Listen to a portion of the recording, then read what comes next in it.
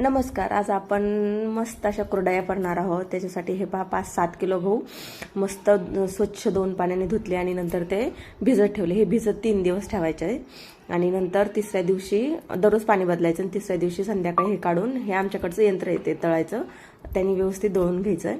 ते दळून घेतल्यानंतर ते पूर्ण आलेला चीक म्हणजे गहू दळले ते असं चीक दोन्ही हाताने मस्त धुवून घ्यायचा आणि एकदम छान असा पिळून घ्यायचा. पिळल्यानंतर तो असा गाळणीच्या सहाय्याने एक भांड्याला कापडा बांधायचा आणि त्याच्यातून ते व्यवस्थित गाळून घ्यायचं आणि ते जर जात नाही त्याच्यामुळे हाताने थोडंसं गाळायचं. वरची ती तांब बाहेर काढून टाकायची.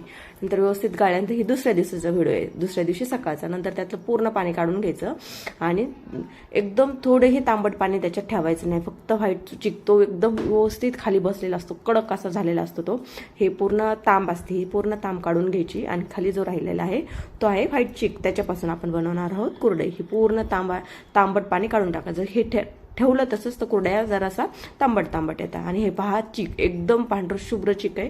तो एखाद्या उलाटण्याच्या किंवा एखाद्या चमच्याच्या साहाय्याने एकदम कडक बसलेला असतो.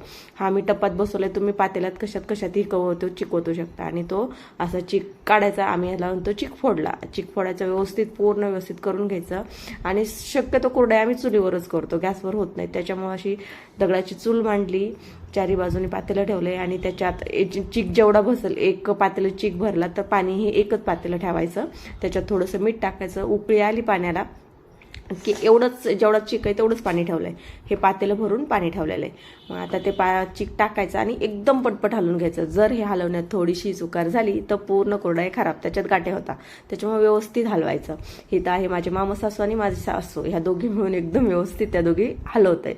एकदम छान हलवायचं. हे खूप जड जातं हलवायला पूर्ण. आणि झाला चिक तयार झाला. आता थोडीशी एक वाफ दिली की चिक तयार आहे. आणि हा चिक तयार झाल्यानंतर आधी देवाला ठेवायचा असतो. नंतर आम्ही गच्चीवर गेलो आणि ही सोऱ्यात तो चिक भरला आणि पहा कुरडई अशी पांढर शुभ्र कुरडई येते. एकदम सुंदर कुरडई. हे पहा आणि तयार आहेत कुरडया एकदम सुंदर. आणि दिवसभर वाळवल्या की संध्याकाळी आपली कुरडया तयार एकदम पांढर शुभ्र. Like subscribe